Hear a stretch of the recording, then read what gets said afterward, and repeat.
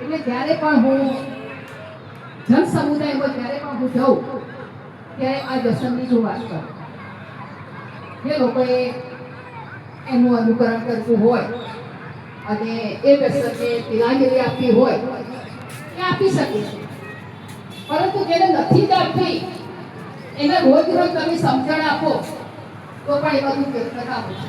કારણ કે આ કોઈ પણ કામ કોઈ પણ વ્યસન છોડવું એ પોતાની મરજી, પોતાની તાકાત, મનની તાકાત ઉપર છે.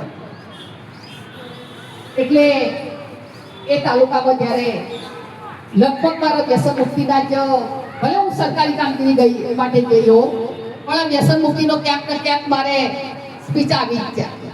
કારણ કે ત્યાંની જે સાહેબને ખબર છે કે એટલી આર્થિક રીતે અને સામાજિક અને શૈક્ષણિક રીતે ત્યાં બહુ પસાર પ્રજા, અને આટલી પસાર પ્રજામાં પણ જો હવે વ્યસનો કરે એટલે વધારે આર્થિક રીતે પસાર થતી જાય, અને આર્થિક પણ જે પસાર આવી જાય જેના કારણે બાળકોને ઉછેરમાં, એના પોષણમાં આર્થિક તકલીફ પડે.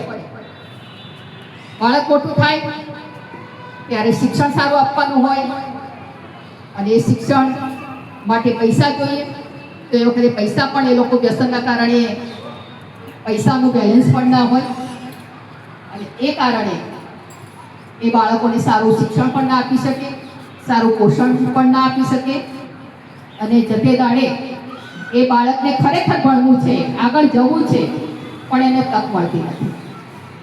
જે લોકો આપણે કહીએ છીએ ને કે કાદવમાં પણ કમળતી રહે, એમ જે લોકોને ખરેખર જે ભણવું છે, કે આગળ વધવું છે, કે કારકિર્દી બનાવવી છે, એમને ઘણી બધી બાબતો નથી લડતી. એ ગમે તે સંજોગોમાં, ગમે તે પરિસ્થિતિમાં પણ એ આગળ વધે છે, મહેનત કરે છે.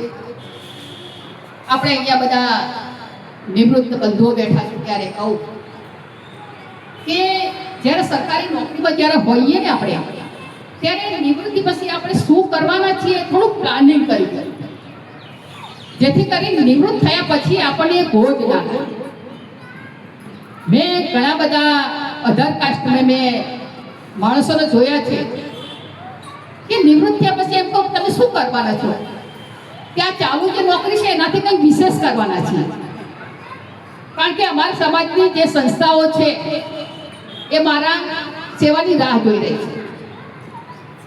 મારા જે ધંધા રોજગાર છે એને સારી રીતે વિકસાવવાના છે. મારા દીકરાઓએ જે પેઢીઓ નાખી છે એમાં મારા અનુભવની છાંટ આપવાની છે. આમ અધર કાસ્ટમાં ખરેખર આ લોકો અગાઉથી પ્લાનિંગ કરે છે. હવે આપણે સાહેબે કહ્યું કે દરબારો કે વ્યસન કરતા હતા, દુઃખ સાથે કહેવું પડે છે કે પેલા આપણા લોકો છે ને એ કંઈક આપણા લોકો કોથળીઓ લાઈન પીતા હતા, પણ હવે આર્થિક પરિસ્થિતિ બાબા સાહેબના કારણે આપણને નોકરી મળી, આર્થિક રીતે સતત થયા. પરંતુ ક્યાંક આપણે કોઈ સારી સંસ્થાઓ હોય કે કોઈ બાળકોને કંઈક ઉપયોગી થવાનું હોય શિક્ષણ માટે, તો એમાં આપણે દુઃખ સાથે કહીએ કે પાછળ રહીએ છીએ, આપતા નથી. અને આપણે હવે તો પેલી દેશી નહીં પણ હવે બિલાઈ એના રવાડે ઘણા બધા ચટક છે, એવું નથી, ઘણા બધા એટલે ઘણા બધા.